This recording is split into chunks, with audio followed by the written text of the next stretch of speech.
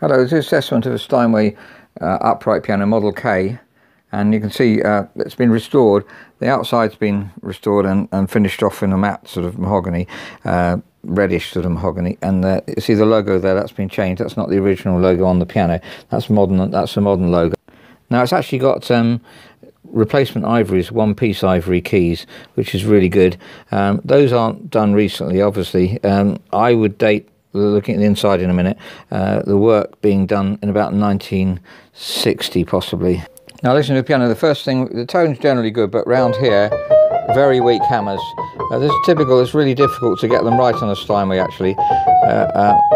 Put the right strong hammers on to start with, obviously, but we may have to find, we'll look at the hammers in a minute. Down here is good tone, and the damping's generally good. You always get an echo on these tall Steinways anyway, and it's just trying to reduce it. We'll see that in a minute. I get the echo because it's really hard to cut off these very resonant bass strings, and they echo when, even though the damping's as good as it can get. You can strengthen the springs. Just try and make the damping a bit better, but you'll get this echo on these tall old Steinways.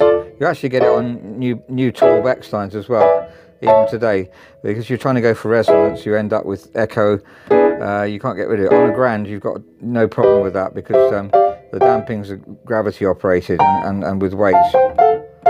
Now the tone around here, it's not so bad when the piano's open like this, but when the front's on, it's not strong enough. And it's to do with the hammers. They've been voiced. They're quite hard here though. I think they've been over voiced at the end. You may be able to reface them a bit to get the tone back.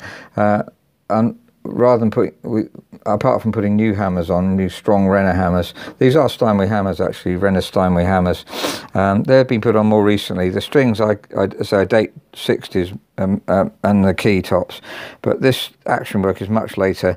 I date it to within the last, so we say 10 years certainly, and not been used hugely since. It's been used, well, a reasonable amount, but strengthening those hammers, so to work out how to do that.